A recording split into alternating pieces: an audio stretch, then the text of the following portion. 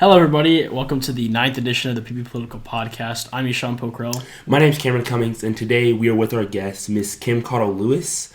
Miss Lewis is the CEO of Project XYZ, a minority-owned, woman-owned small business under the United States Small Business Administration's government contracting program. And she is the state Senate candidate for Alabama District 2, which encompasses the majority of Madison, unincorporated territory of Harvest, some of Huntsville, including the University of Alabama, Huntsville, Oakwood University, and Redstone Arsenal. Welcome to the show, Ms. Lewis. Thank you guys for having me. And we'll just get right into this right here. So, Okay. you're just what compelled you to run for state senate? It's such an important district, and what made you feel like you have something to bring to the table and you just share your story? Well, it's kind of one of those things where it kind of evolved.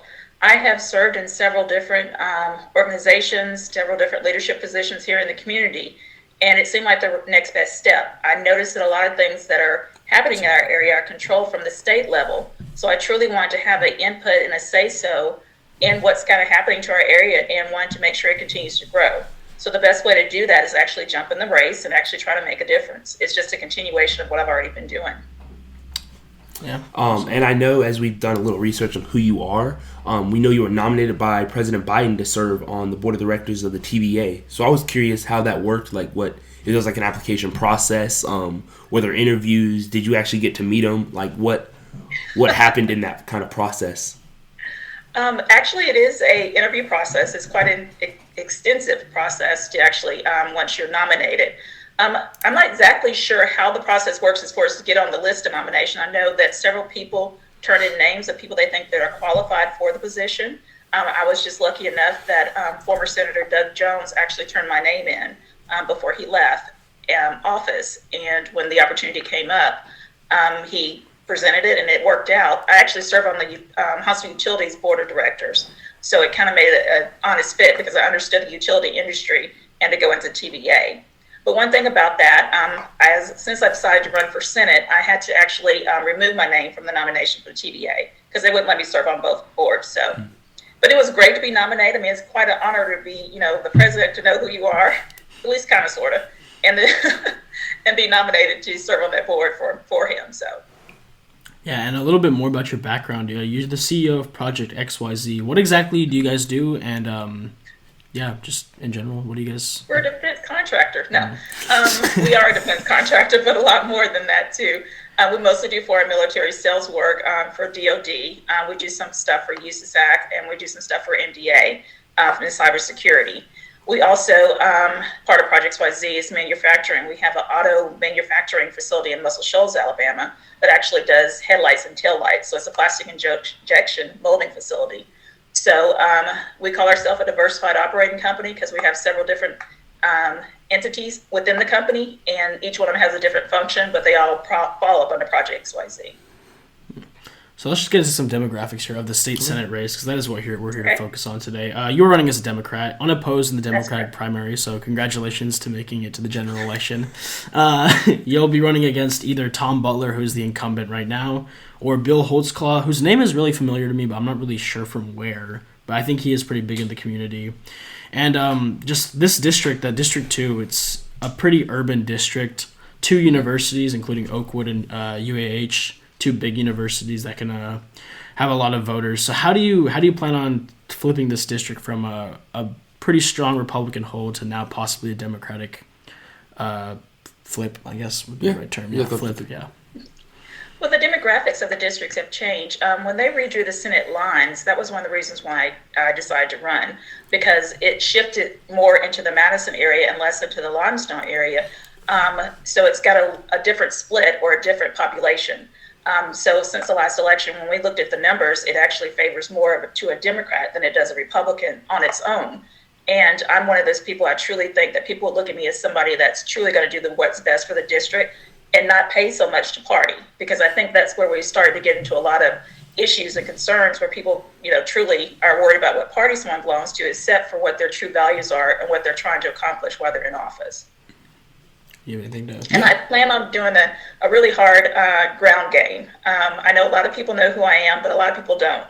So I'm truly going to spend most of the summer out knocking on doors, trying to get people to know who I am, having conversations with like this and any others that people want to truly get to know me and find out what I'm trying to work on. I think will have a bigger impact than trying to just kind of do it broad span. I think the personal contact will be a little bit easier. Okay. Now, throughout this podcast, I'm going to be like bouncing around to different questions, but for now, I will kind of stay on the topic. Okay. So saying how you're going to run, knowing that you have a strategy for how you're going to flip people's perceptions to become more blue leaning. What is your platform? Like, what are you standing on with like education and anything like that? Because I feel like education, especially the state lottery, is two really big things happening right now. It is, and education is definitely one of those things that I want to concentrate on. You know, we've got an opportunity with the state lottery to expand what we're currently doing for our schools. We've got to make sure that our teachers are, qualified and also paid to do the job they're doing. We've got to make sure the pre-K system actually starts, because we realize that most of the time, everything that happens actually starts a lot earlier in age. The people need to make sure their children are getting in school a little bit earlier, and the pre-K program could do that. And then, of course, all through their, grade school years, they need to make sure that they're getting everything they can. And the only way they're going to be able to do that is to expand the current things we're doing in the schools. And we've got to have the funding to do that. So education is definitely something we want to concentrate on, because it's the next generation. And if we don't put a good base in place, I think we're going to end up hurting ourselves. Yeah, I've seen a lot of things. This area is truly a technology area, so we want to make sure our kids have everything that they need to be as advanced as they can. Yeah, I've seen a lot of things floating around. I don't know if it's how true it is on like Instagram and stuff. There's like a big education cut coming in the Alabama legislator. So I don't know if, but that is a big. That's just rumor, because I was actually down in Montgomery last week, and they just passed the biggest education budget that we've ever had in the state. So I don't see any education cuts coming. At least not in the next cycle. So, and it's also election year, so of course they're not going to do anything like that to hurt anything. But I think it's just one of those things that they know that they've got to make a change. So this is an opportunity for them. Apologies for the misinformation there, everybody. That's okay. As you said, it's an election year. That does make a lot of waves in regards to policy, but also another thing, voter turnout. So it doesn't look too hot for the Democrats right now, as if you guys have been reading our Senate and gubernatorial forecasts. Democrats are in a kind of big hole. Honestly, a lot of it's been unlucky with COVID and now Ukraine, Russia, but also their somewhat ineffectiveness on the national scale has kind of dampened their expectations, I'd say, for the midterms. So how do you there are a lot of Democrats in this district. There's a lot of Democrats. I believe that there's more Democrats now than Republicans registered in District 2. But how do you plan on courting the Republicans that you're going to need? Because, frankly, I don't think a lot of these Democrats are going to turn out in a discouraged midterms year. I think it's, like I was saying earlier, it's truly getting into front of them and actually talking to them. As a small business owner, as a mother of a child that's in school, I can tell them the things that I'm relating to and can truly work with them to help accomplish whatever concerns and needs they may have. So I think it's just one of those things to truly get in front of people. And, the D and the R behind a name shouldn't decide on every time the way a person votes. I think it needs to be truly who the person is and what their values are. And jumping ahead to the future a little bit, saying you were to get elected as a senator, what would be one of the first issues you tackle? I know you spoke on education, but just what's another issue that you think you would be like first up on like your checklist to tackle as a newly elected state senator? The Medicaid expansion. Healthcare has got to be something that we look at really quickly. I'm hoping it'll actually pass before we even go into November for the election. But if it doesn't, that's going to be one of the first things I want to make sure we're looking at, because the state is losing billions of dollars. There's a lot of hospitals throughout the state that are currently operating in the red. So we've got to do better. And there's a lot of federal funds out there that we're missing out on just because of politics. So that's just something that's got to be corrected. The economics of it says it needs to be corrected. It has nothing to do with anything political. It's just the economics of it. The state can't survive if we don't expand it.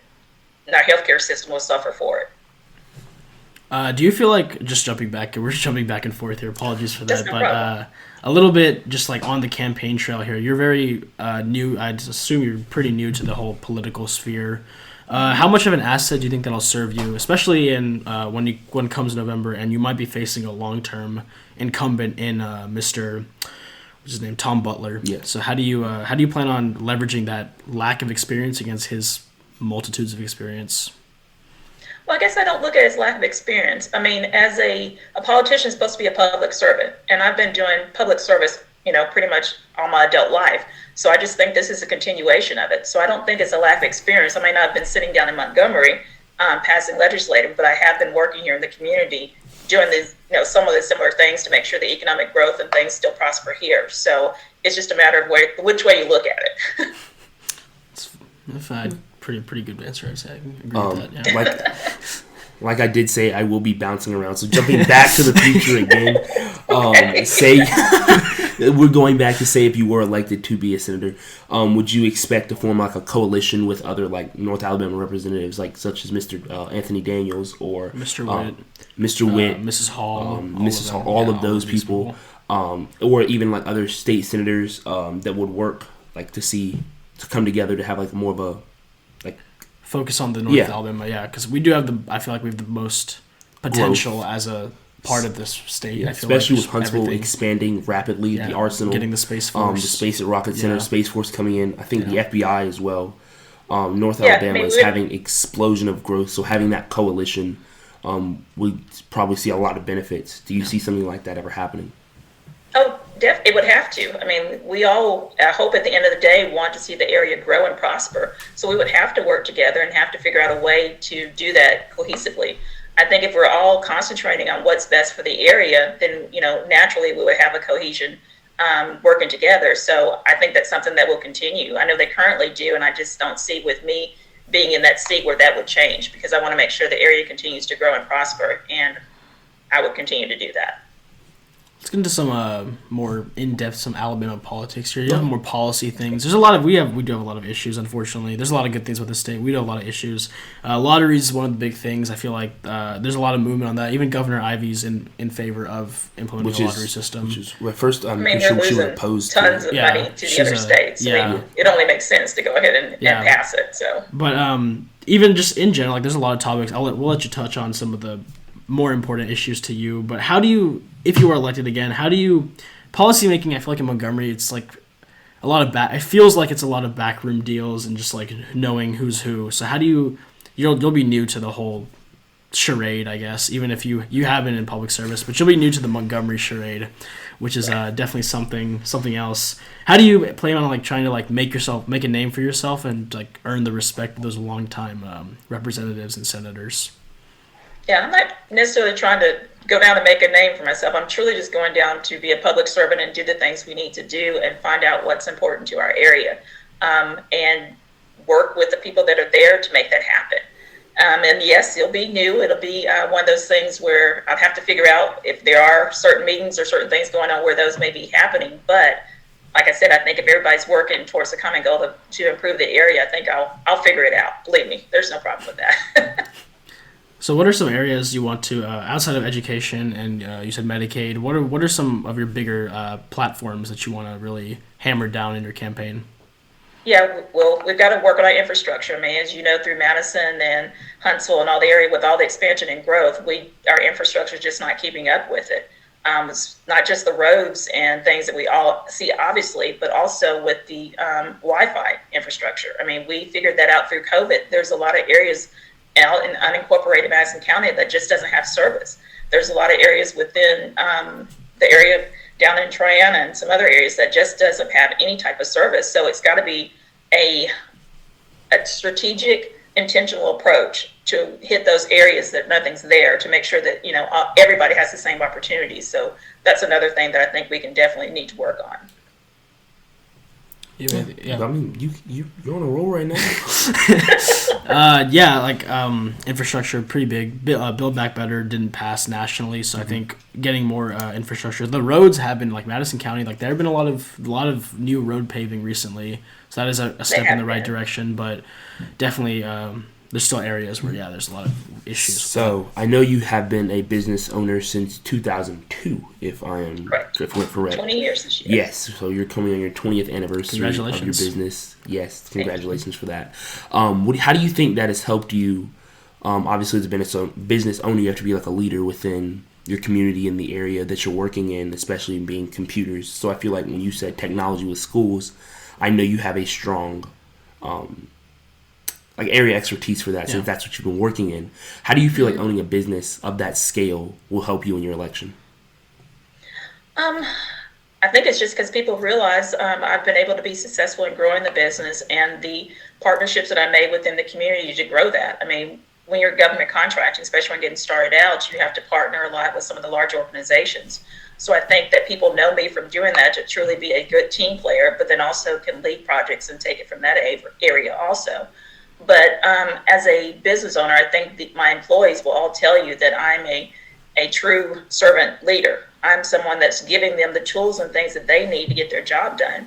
Because I know I can't do it all, and I tell them all the time, I need you here, so you let me know what you need to get your job done, and we'll get it to you. So that's the type of approach I'm going to take to the Senate, is to find out what the people need, and then actually be there to serve them and to do the things that they want done in Montgomery. Yeah, if you're elected, I'm just touch on something real quick. If you're elected, how do you? I know Representative Witt, who represents my district in the House, in the state House right now. He last time I spoke to him, he told me he does a lot of polling before voting on issues, where he polls his instead of really he voted. I believe he voted in favor of state lotteries. So he's like, I might not completely agree with this personally. Sorry if I'm butchering this, Mr. Witt. Hopefully you'll still come on in a couple of weeks. But he might not agree with something completely, but he'll still vote for it if that's what his constituents want. Do you hope to work a little bit more like that, or do you want to kind of bring in a little bit more of your own personal beliefs into your voting and legislation? Well, I honestly think we're there to represent the people that sent you to Montgomery, not necessarily your own personal beliefs. And I think that's where some people lose sight of what they're there for. So I honestly think, there's several tools out there you can find out and kind of get a pulse of what the people are saying, whether you're having, community meetings, or if you're having a group of people come together, or if you're doing a true phone polling kind of thing. So I think that's the best route to take, because, like I said, you're supposed to be servant to the people that send you, not necessarily your own opinions every time, because your opinion may not weigh in on what the majority of the people want done. So you've always got to look at those whenever you make any type of decision. I think that'll bring a lot of trust with your constituents as well. Yeah, I'd say so. I agree. Yeah. I feel like from what we've done, research-wise on you, you have a very lengthy resume. One thing that I think stood out to me is that you served as a board chair of the Huntsville-Madison Chamber of Commerce. I was just curious what your time was on that, and how that shaped you as a person and a leader. That was back in 2019, and that was something that I truly was honored to do.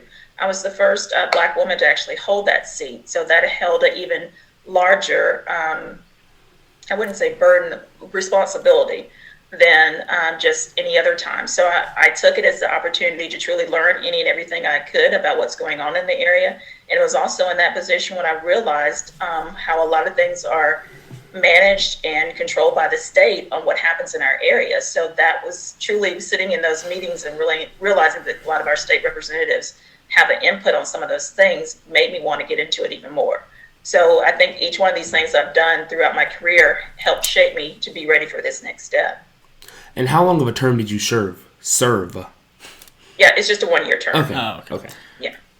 Yeah, you have a lot of these experience. You're a CEO. You've been on a lot of these boards. You've been Madison Chamber of Commerce TVA directory. You haven't. So I feel like you work for a defense contractor, which is very important. But I feel like a big part of this district is it's very military heavy, but it's also the people feel kind of somewhat autonomous. They're kind of I don't want to be represented by big government. Mm-hmm. But then if you are working for the federal government, they might not know a lot about you, and they might be turned off by that fact. So how do you, I know you've been saying you want to go out and meet people, but is there a specific way you want to approach a little bit more reclusive, more independent people like such? I think I could look at that. Yes, I'm a small business owner from the government contracting arena, but we're also a owner of a restaurant. We're also an owner of a small TV station.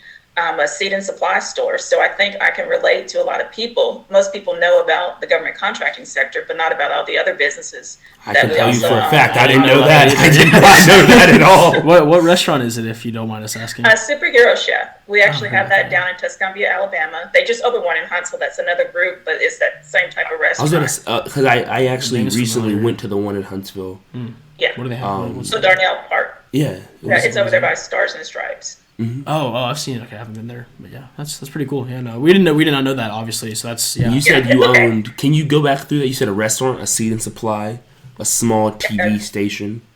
Yes. And so there's a lot of, and even a online retail clothing store. So I've come in contact with a lot of people in different industries. So I think I can relate to a lot of different people, even to the farmers. I grew up on a farm. My dad raising everything from popcorn to peanuts. So it's just one of those things where I was born and raised in this area, and I've seen the growth and seen the things that happen. And I think all that past experience helps me out when it's time to qualify for this position. Yeah, you really cover all the bases in that one paragraph of speaking. Yeah, everything. He's like, I have government contracting. I mean, you own a little bit of everything. Small business owner, government contractor. Yeah, lived on a me farm. And my husband, we call ourselves serial entrepreneurs. When opportunities present itself, if it fits within the realm of something that we think we can handle, we try to figure out a way to make it happen.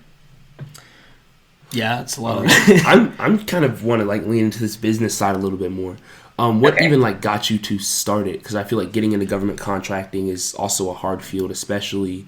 I feel like you joined at a really good time in the early 2000s.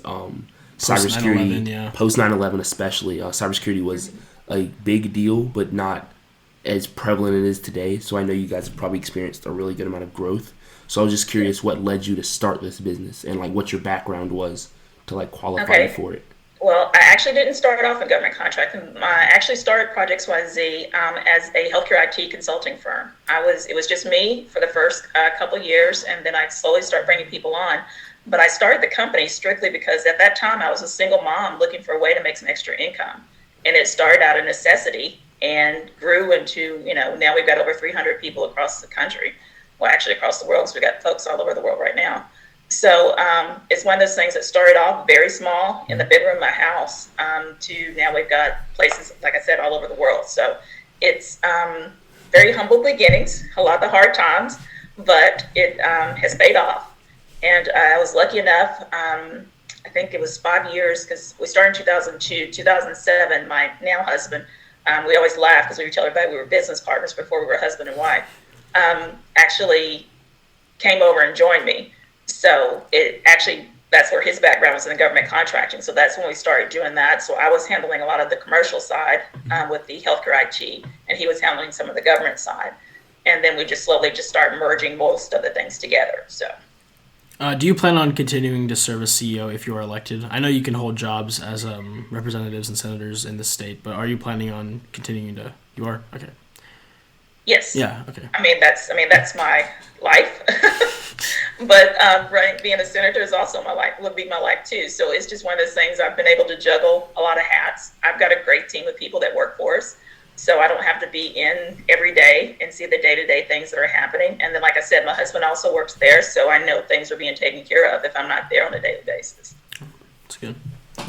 More business talk. You seem pretty into it. Yeah. It was just I didn't know how much of a how much was it. Yeah, how did you get the government contract? I'm not really sure how that process works. You start off as one or two people, and you build up trust. We took the healthcare IT skills we had on the IT side, and was able to convince the customer to give us our first contract for one person to try us out, and we exceeded over that their expectations, and then we slowly start picking up onesie and twosies here and there, until we had enough past performance to actually bid on something really big, and then it just started growing. So it's a process. Like I said, it didn't happen overnight, but glad it did happen eventually. So I know your husband is more of the government contracting. I was curious on both of your backgrounds, education-wise, and how those came together so seamlessly. Yeah, my husband. We always say that my husband handles the technical side of the business, and I handle the human side of the business now.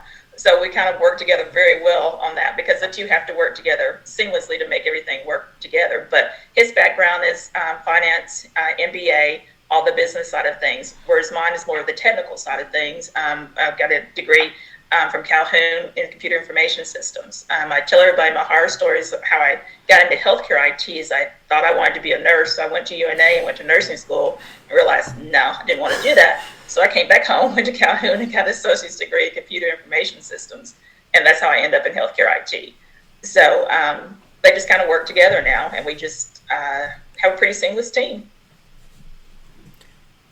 You have anything else to add to the business portion of it? Business portion, I don't know. There's a lot of diversity in the business. There's like a restaurant, a TV. So there's so much bases being covered. How do you run that also? Yeah. I know you say you have like a phenomenal staff of 300 worldwide.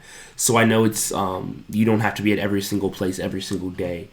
It's pretty easy just to like set them off into their own little divisions. But still, even if you have people that you trust in those divisions, you still have to be the overlooker of that. How do you manage your time with that properly? Well, a lot of it I get, weekly reports on what's happening, what's going on. I'm one that studies, everything that comes through me as far as logging in at night, checking on to make sure how sales went today at the restaurant. Do we need to readjust the schedule next day? And I can call up the manager saying, hey, I don't think tomorrow's going to be that busy. We may need to change the schedule out. So it's truly just one of those things a lot of people say they go home and shut off. Well, I go home and check on some other things. So it's just a matter of managing it. I mean, we've been doing it for so long now that it's almost like second nature to kind of just log in and see what's going on and see what may need to be addressed. But like I said, we've got a phenomenal team of people that work with us. So I don't feel like I have to micromanage. I let them do their job. Because one of my husband's favorite saying is, if I got to do it, then why do I need you? So it's one of those things we make sure that everybody that's doing their job, we trust them to do it and we don't have to watch them. So. Yes, ma'am. You want to shift back over to the Senate side of things? Andrew, do you have any questions about her business background? Or our producer's back here on his phone. He looks bored like always. He's watching us. Okay, never mind. You just called him up for no reason. He played Clash Royale last time.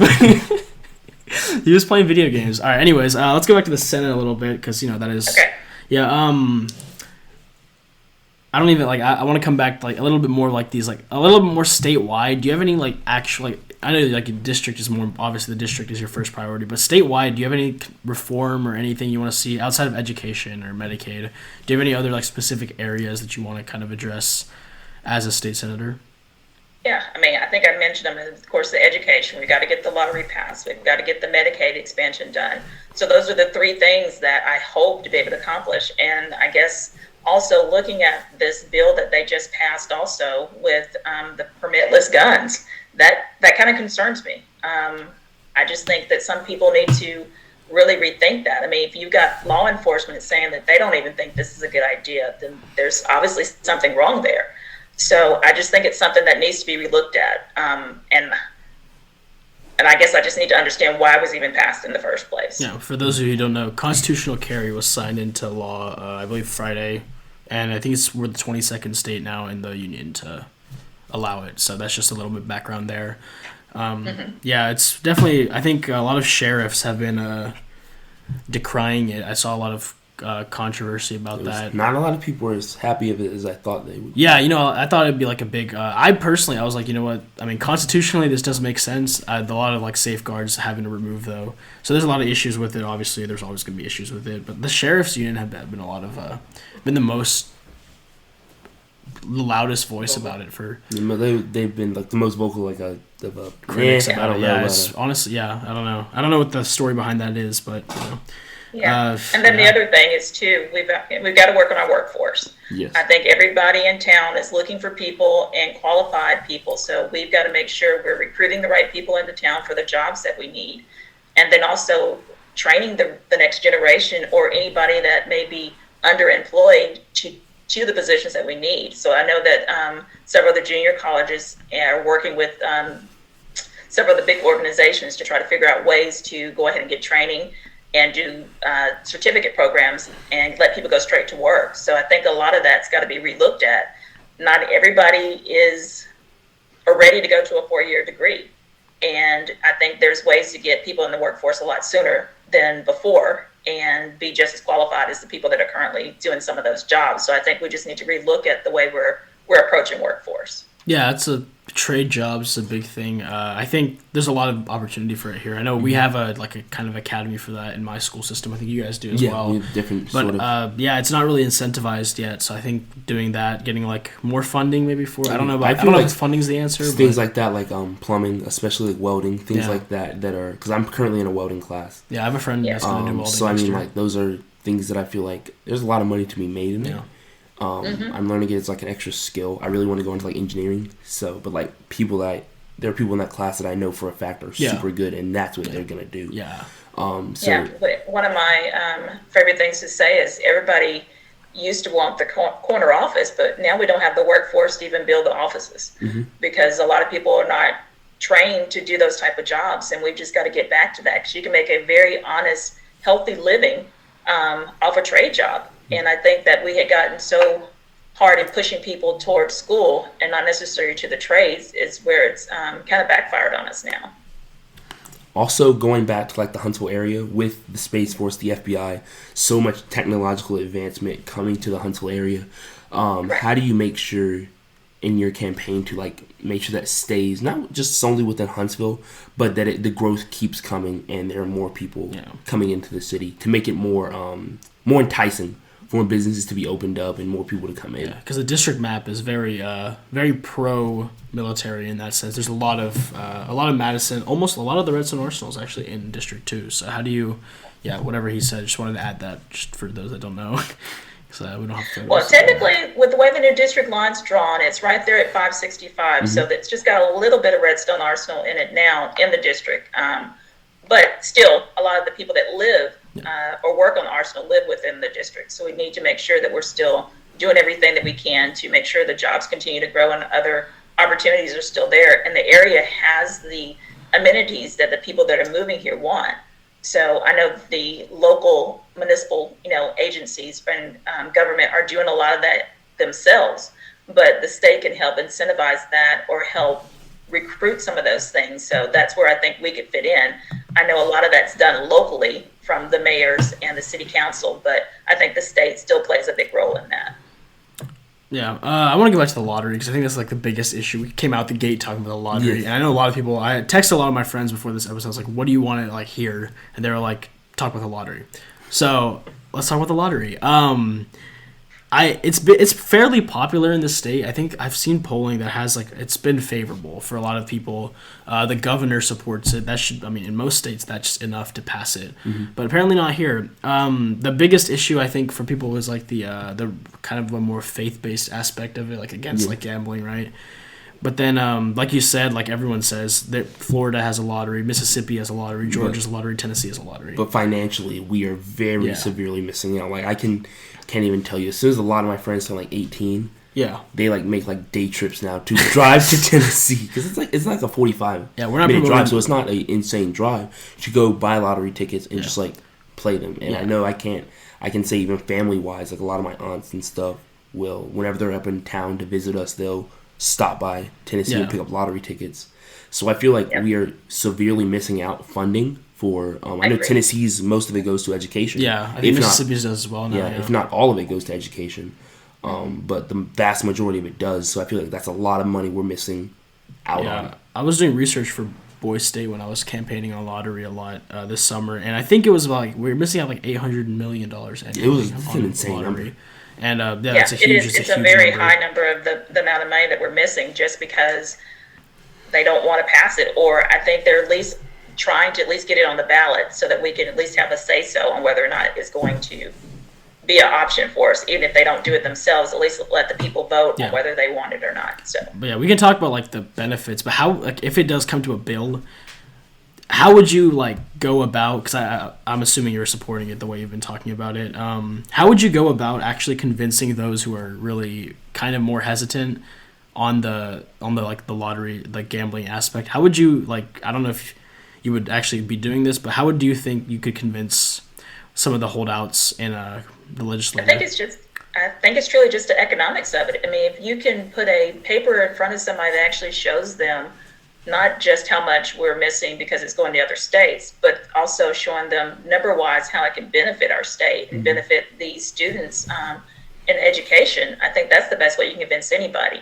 I think a lot of people talk about it, but nobody's taken the time on some of it to actually go and put it into, the economics of the impact that it can have. So that's something that I think needs to be done and can make it a whole lot easier to convince people that may be on the line or on the, making a decision about it.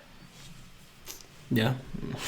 I think the economics would be the biggest driver. You'd think, honestly, I feel like people would have been doing that by now. And I think the last bill failed. I was surprised, but maybe we'll get in a couple of years, Maybe if they do vote on it in 2022. Sooner than we think. Yeah. Big opportunity for the state. Yeah. Another, very far into the future question, saying you go into state senate, you get everything you want to get done, and you feel very proud of what you've done. You feel like you've garnered a lot of support back in District 2. Would you feel like you'd want to run for a higher position in the future? I know this is a very far future question. But... You're going to say, obviously for now you're going to say I want to focus on my district, but just... Has the thought ever occurred? Especially in about 10 years when these redistricting maps come out and Madison County will very likely be a blue district. To be honest, I had not even thought that far yet. So I know you're going to say no, but truly I haven't thought that far of what's going to happen. I hadn't put a 5 or 10 year plan on what I want to do in the political arena. I'm truly just concentrating on this right now. So, I don't know what to say on that one. No. I'm still trying to get my mind wrapped around this one.